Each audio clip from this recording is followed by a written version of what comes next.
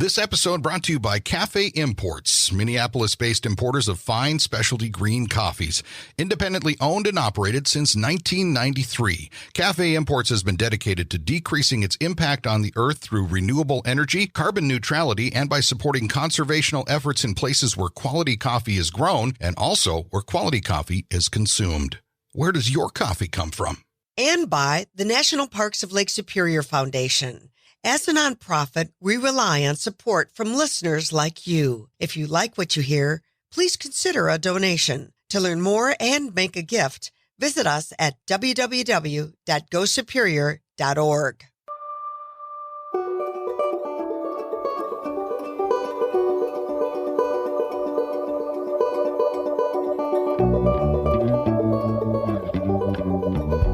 Welcome to the Lake Superior Podcast. I'm Walt Lindala. And I'm Frida Waara. We are made stronger by story, and there's no better source than the continent's largest body of fresh water, Lake Superior. So join us as we highlight the 5 national parks that ring this greatest of the Great Lakes, meet the people, tour the places, and learn about the projects that make these parks and body of water so remarkable. This podcast made possible with the support of the National Parks of Lake Superior Foundation and Media Brew Communications. I'm Walt Lindala. And I'm Frida Waara. Welcome once again to the Lake Superior Podcast. Frida, we've got a real unique person, a fun person here on the program today, and that is, he is Bugsy Sailor. He is, likes to call himself, and we agree, the official, unofficial ambassador of the UP, the Youper, that goes out there and tells everybody about what we have in our neck of the woods. It's where we record in the UP, the Upper Peninsula of Michigan, and on Lake Superior. But, you know, you kind of put this together, and I know you know him too, and he's a great guy to talk to. You know, when we started this year, and you start with New Year's resolutions, and what is it that you want to put in your life? And, you know, Walt, what I was thinking about, you know, I'm getting long in the tooth here. What is it that I really want to put in my life? And I need to really be more imaginative. I want to be more creative. I want to put more just imagination in my life. And aren't we lucky that we live on the shores of Big Blue and how that inspires us? Of course, it's my favorite color, all the different colors of blue that it can be. But then I thought, man, oh man, there's nobody like Bugsy for being imaginative and just sharing with us what it means to be living here. So joining us now is Bugsy Sailor. Welcome to the podcast, sir. Yes, great to connect with both of you once again. Now, we, of course, for some folks, maybe your name is a little bit more familiar because you've had a bit of a following a boost by getting some national exposure to an effort that you've been doing with capturing sunrises. And I'd like to talk about that with you a little bit. Tell us a little bit of a background of what you do to capture sunrises and where this came from. Yeah, it's been an exciting, busy beginning to the new year. Of course, it is now 2025, but if we go back in time, I have watched and photographed every, with an asterisk, we'll come back to that, every sunrise since January 1st of 2019. So it all started as a New Year's resolution. Comes around New Year's Day, am I going to do this for another year? That sort of commitment, the weight of that commitment is always on my shoulders this time of year. But it was exciting this last week to be featured on CBS Sunday Morning and have my work and a lot of hard effort shared on a national scale. Was a pretty incredible honor. So you go out and you photograph sunrises. You know, it sounds daunting to a certain extent, but it sounds doable. But you're talking about doing this basically in Marquette, Michigan, which is definitely a multi-season wonderland. There's probably been some challenges with that. As you started to do this and you stuck with it, what was that like for you, as especially, you know, I don't know, it's February or it's late January and it's cold and it's windy. Talk about that a little bit. Yeah, Lake Superior is not a forgiving place to take on a project like this. As we know, there's the coldest, I can say the coldest of the stretch is about a negative 35-degree wind chill. And it's a little different experience on those mornings than those 65-degree summer mornings where I can walk out and a T-shirt and shorts. But it is an ebb and flow of the seasons, and I think that's what reinvigorates me and keeps the project going. Is it gives me that variety month to month and season to season, and it always keeps things fresh. There's a ton of variety within our seasons, and with on the shores of Lake Superior. But I'm not a morning person, or at least I didn't used to be.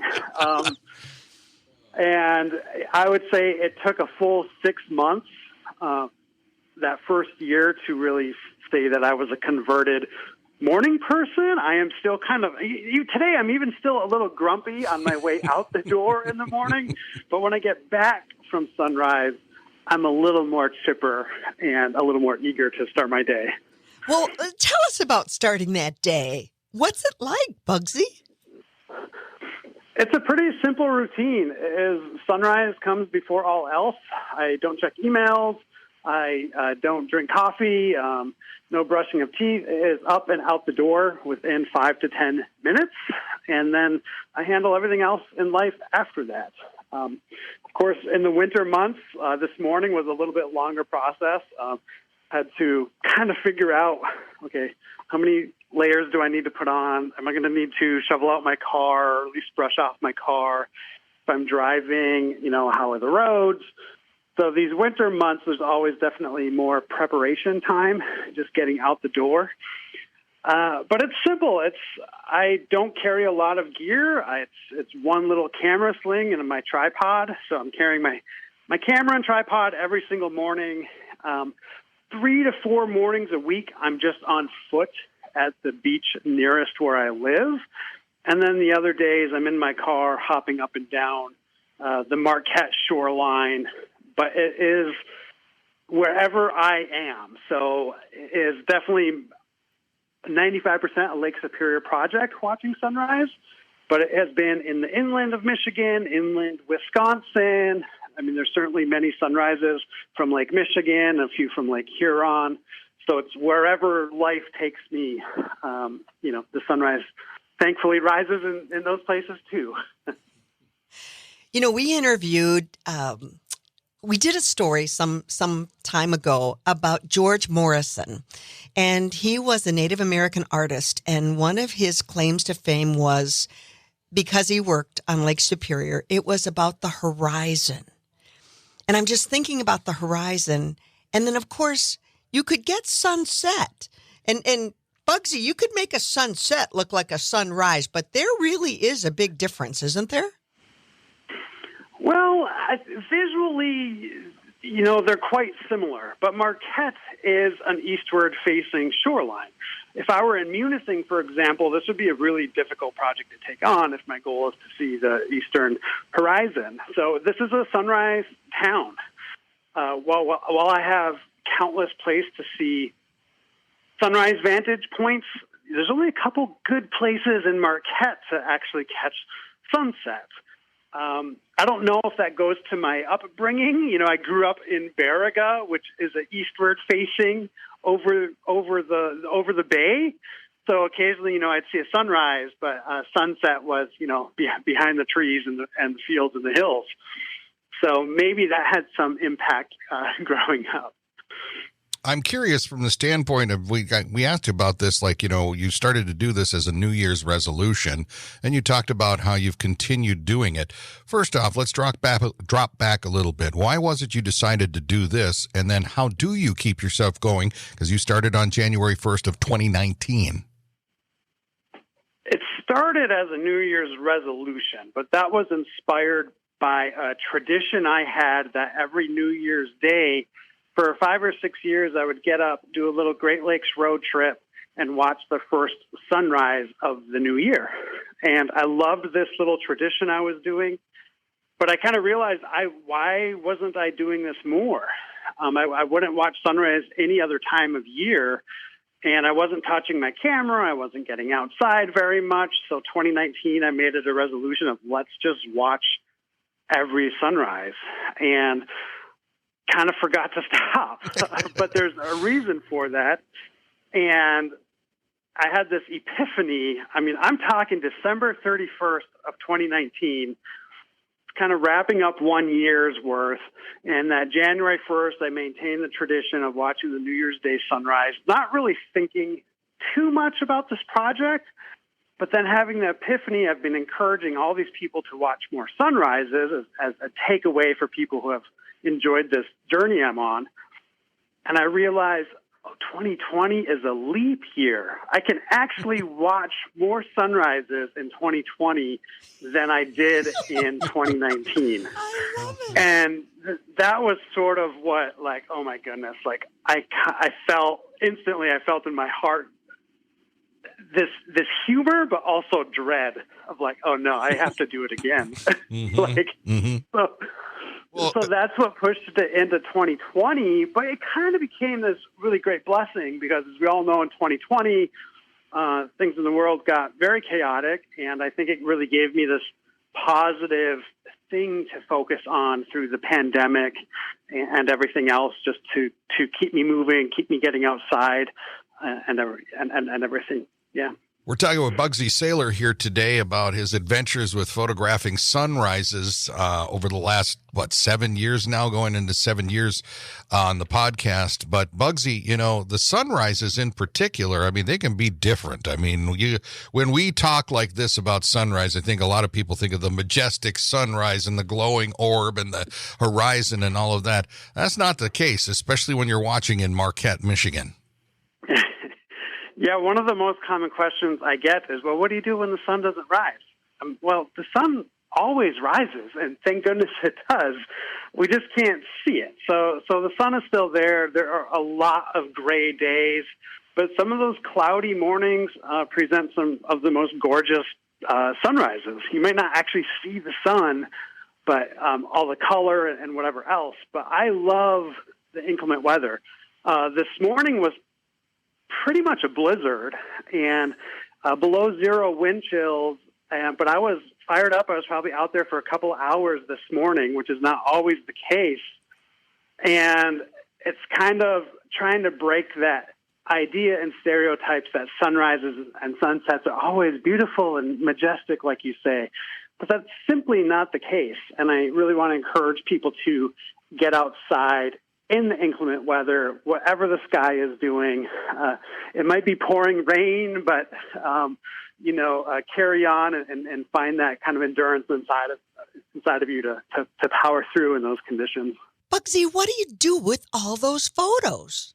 Yeah, so I've got a massive backlog of tens of thousands of photos that I'm about 2 years behind on editing. But everything is archived at my website, yearofthesunrise.com. My background is a web developer, so I take a lot of pride into the website I've built and the archive and cataloging of all of these sunrises. And while the photography is sort of the tangible output of the project, I also marry that with the weather data of the morning, the location data of exactly where I was standing, and just to kind of give it more context of when and what was happening at that exact moment. So the website is this massive undertaking, and it's only getting more complicated as in the last year I've really started leaning into a lot of video work and 4K video work. So hard drives are filling up left and right, but it's adding a new challenge to sort of the creative output of the project. Were you a trained photographer when you started this, or was this just sort of a hobby? Tell me about that a little. Photography's always been a hobby. I did take one or two classes at Michigan State University, but it wasn't my focus. I started picking up my mom's 35 millimeter film camera when I was a teenager.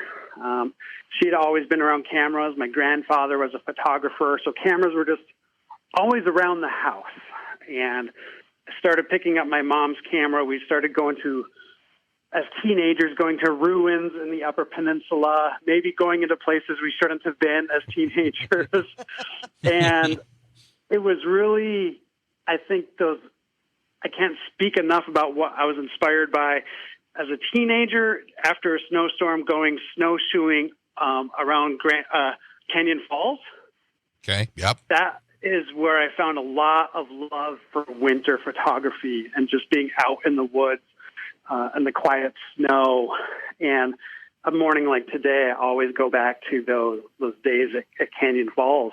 So that's really where it started in Baraga County, sort of a mix between nature photography and going into some of Michigan's mining history and old ghost towns and everything. Can I ask you real quick about, you mentioned you grew up in Baraga County, Michigan, Upper Peninsula. You're on Lake Superior there. You live here in the Marquette area now. You're on Lake Superior. You're getting most of these sunrises off the Lake Superior. But share with us a little bit about your relationship with Lake Superior, what it means to you, how it feels to you. Tell us about that. I think there are better wordsmiths than I to talk about this. There is something about Lake Superior that captures me. And I've always joked that my soul is just buried somewhere out there in the middle of the lake. And maybe I move away from the lake one day, but whatever it is, I will always be drawn to sort of this magnetic force of Lake Superior. And I think it's, for me, again, I'm a lover of inclement weather.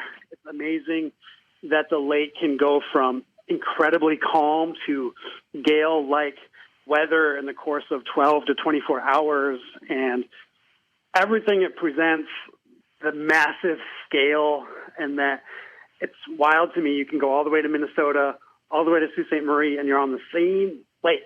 And you still can't see across to Canada at any point, unless you're in that sort of narrow corner of Sault Ste. Marie or something. But it's just breathtaking, and I'm just infinitely drawn back to it. And I've seen, for the sake of sunrise, I've done sunrise pretty much in every corner of Lake Superior on the U.S. side. And I think it's a big ambition for me now to start exploring the Canadian side of Lake Superior, which I haven't really done. But all those years living in Lansing, which I loved, had a great sense of community there, is just like this magnetic pull, like got to get back to the lake. And I think with my daily sunrise routine, if I talk compositionally about photography, there's a lot of times I want to step further back and get something else into view in the photograph. But that's a hard practice for me because it's pretty much this goal of like get as close to the water as possible. Like that is the objective every morning, like toes in the water if it's warm enough, for sure. But it's just getting up to that water and that impact of being connected with nature every day. That was a long-winded answer. I could probably say more, but that's, no, that's an overview. We wanted you to speak from the heart. That's for sure. Absolutely. And I think we're all experiencing that. You say you're not the wordsmith for Lake Superior, but I would beg to differ with you on that. One of my questions is, everybody that starts with a New Year's resolution and 10 days in, 20 days in, 30 days in, you're like, would somebody just be my buddy to keep me on track here? Do you have anybody you're accountable to? Do you have a buddy with you, or are you doing this alone? No, it's just a solo adventure, and there's certainly a lot of mornings where I have company with me, a good friend or somebody who asks to join, but primarily it is a solo endeavor. It's my chance. I'm kind of introverted, but I put myself into a world where I have to live this extroverted life with my other projects, but it is my chance to be alone, be with myself, kind of get reacclimated with whatever the world is presenting with me that day. But I do have a lot to speak on resolutions because the goal with the project was to spend more time outside, spend more time with my camera. And I think where resolutions fail is where we make them broad and vague of, okay, my resolution is just to do more photography this year. But there's no measurable, tangible checkbox with that. And I would never, it's a absurd task to do it every single day with sunrise, But to say, I'm going to do this every Friday, it gives you that tangible checkbox that you have to hold yourself accountable. And when you see a bunch of them lined up in a row, you don't want to break that streak, and you start taking pride that you continue to do it every day. We're talking with Bugsy Sailor here today. He's Marquette-based, but he's the official, unofficial ambassador out there of the UP and the Uper ways, and tells a story. All right, let's get into it now a little bit. How many of these, you started January 1st, 2019, every day, but one. And I know that that was just, what did you learn from that? What was that like for you? Well, I know we can't get away without talking about that today because, Walt, you will personally always be linked to that morning. Yes. Yeah. A little bit of background is, quick bit of background for our podcast listeners is Bugsy Sailor is also involved with the Fresh Coast Film Festival and several other events, and he was scheduled to come in and appear on the morning show that I do in Marquette on Sunny 101.9 FM. And he came in and we did our interview, and he mentioned something. Bugsy, you mentioned something about my alarm didn't go off, or I overslept or something. But in my mind, I didn't put it together because I think it was like an 8 a.m. interview. And I thought to myself, he's gone out, he's got the sunrise, he maybe goes home for a quick nap or whatever. And then later you shared some thoughts about that. And I said, whoa, wait a minute now. I was basically the first person that saw you that morning when it didn't happen. I just was like, whoa, dude. And personally, I know I wrote to you and I said to you, it's okay, you're human, but what did you think when that happened? Well, from my experience, it was, I was meant to be there doing a live interview with you, and I slept right through the whole thing. Mm-hmm. And then panic set in. I was like, oh my goodness, I got places to be. And I couldn't even really process that my alarm didn't go off. My phone had died for whatever reason. It didn't charge overnight and it had died. Alarm didn't go off. Slept all the way through sunrise. And it was the most bizarre thing. Today is sunrise 2006. So we're talking one single morning in over 6 years now where I woke up in an entirely bright lit room. And that feeling was just very out of place for me. It was so weird. And I don't know how to explain it. I'm still trying to find the words to explain what that morning felt like, other than the complete dread and panic that I went into next, realizing what happened. If I could share a little something, a lot of in Native American culture with beadwork, with indigenous culture and indigenous art and such, there is an intentional mistake placed into it by the creators of those pieces, because only the creator can be perfect. It is there to have a respect of understanding that there are bigger forces at play in the world. I think that from my perspective, I think it was okay to oversleep because you've learned from it, and now you work toward a better progress with this, don't you? Yes, I appreciate that insight. I think it's spot on. I think there was some dread of the streak ended, but the project continues, the journey continues. And I've had this mantra that started before the missed sunrise, that or motto that is, the sun still rises. And turns out Bugsy doesn't see sunrise, the sun does still rise. And I thought I was doing this just to make the sunrise for everybody else every day, right? Right. So it was a very humbling experience. Yes, the sun still rises. Life continues. It is just fine that the streak ended. So I think the streak of consecutive sunrises, forget the exact number, but was something like 1,715, I think. Fascinating. Lessons in life. Oh, my goodness. Yeah. Lessons in life. And everybody kind of embraced you and said, dude, it's okay. I remember all the social media comments, and everybody said, hey, you're human. Keep it up. Yeah. Nobody said quit, and that sort of thing, too. Well, and that's why we love you so much, because here's another thing.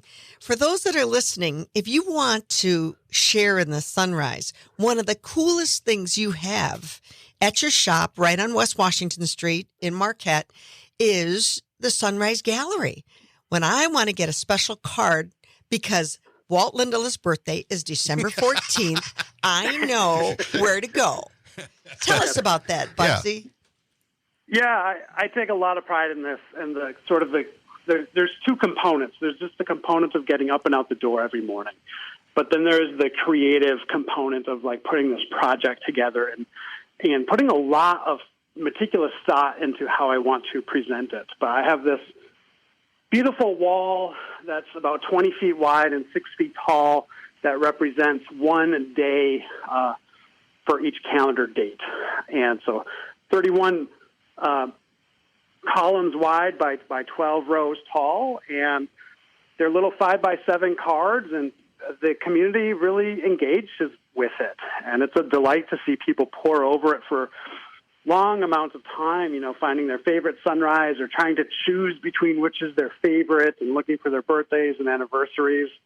So it's really been great joy to see that response firsthand, and especially with the amount of work I've put into the project, it keeps me going. And then another side campaign of that is I have these what I call the Sunrise Pledge, and it's just these little free one-sheet pledge that people can take along with them. And I ask people, if you're inspired by this project, I encourage you to watch one more sunrise this year than you did in the previous year.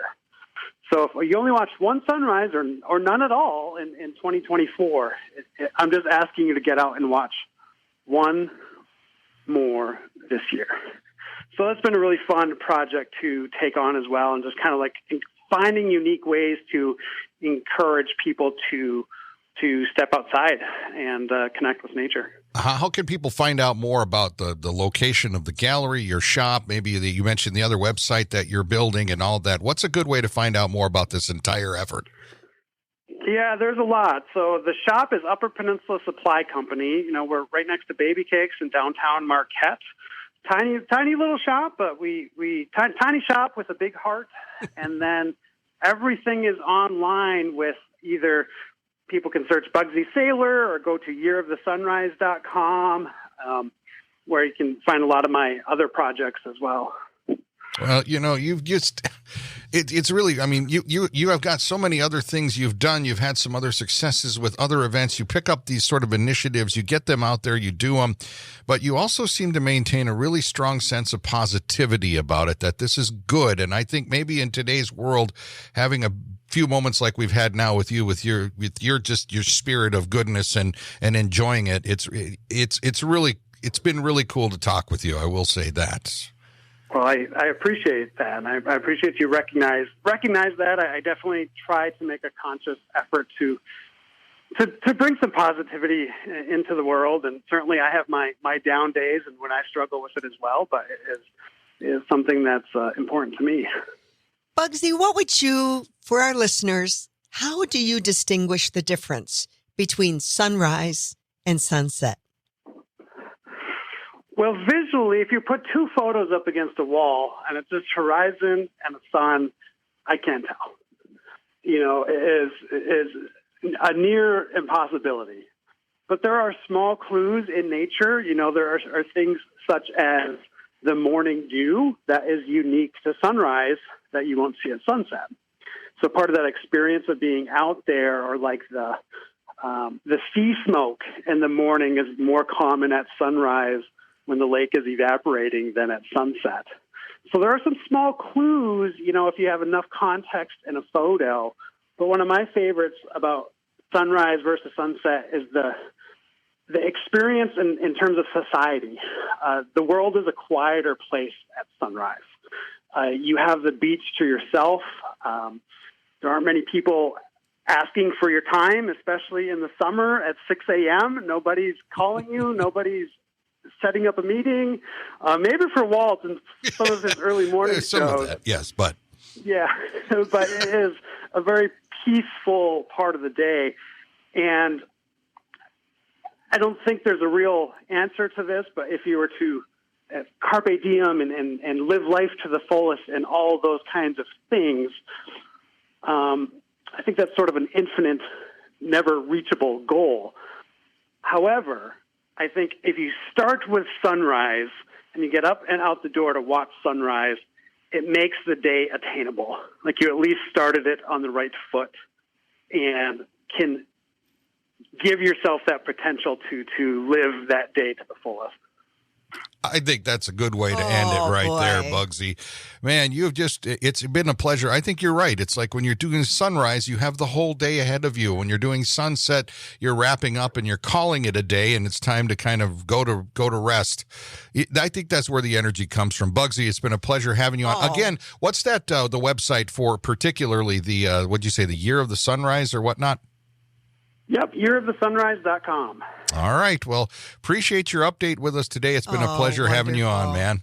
Thank you, Yep, Bugsy. always great to chat with you both, so thank you. That's Bugsy Sailor, as he says, the official, unofficial ambassador of the UP, of the Uper ways of spreading some sunshine and some goodness. And Frida, just talking with him, it's very refreshing to hear someone with this overall a positive of an attitude. Oh, gosh, yes. And he was so right about the difference between sunrise and sunset. And understanding that his creativity and how he pulled all this together, and he's done it for us many times with Plaid Your Day. And of course, we have our area code for the Upper Peninsula of Michigan is 906. He made 906 Day, so September 6th is our 906 Day. It's really special, and he's just so thoughtful. I look at him and I go, I mean, I think now he's 40, and it's hard to imagine it because I just still think of him as the kid that won the stone skipping contest at Mackinac Island. Yeah, he's done a little bit of everything. Take some time when you're done with this podcast to search Bugsy Sailor, and it's Bugsy Sailor, just the way it sounds, and search him out, or find that piece on CBS Sunday Morning that he was on. Some great information there about what Bugsy does, and, it's just always nice to know that he's one of those that right here on the shores of the big lake, and wherever you're listening to this podcast here today, hopefully you get a chance to catch some sunrise wherever you're at. I mean, it's a good pledge to take, I think. And I hope you also think his idea of catching one more sunrise in the year to come, and that you'll do it at one of our 5 gems on Lake Superior. Certainly at Isle Royal, there's so many places. The islands of Apostle Islands, Pictured Rocks, he's right. You're going to see a little bit more sunset, but there's certainly some fabulous spots that you can get to and see those cliffs with the sun just rising on them. The Keweenaw, oh my goodness, so many places up at Grand Portage. There you go. You're definitely looking east when you're in Grand Portage. So make your commitment when you're planning your vacation or just a chance to get out and enjoy nature this year. Catch that sunrise. Yeah. And thank Bugsy for it. I'd say so, and catch them at any of the national parks around Lake Superior. As Frida mentioned, you can also find out more by tracking down information from the National Parks of Lake Superior Foundation, who brings you this podcast. That's also where you can find Frida and I with some ideas, maybe for a podcast. So certainly reach out to us if you've got something you want to hear. But we thank Bugsy. We hope you get yourself a good sunrise tomorrow. And that's going to do it for us. I'm Walt Lindala. I'm Frida Waara. Thanks for listening.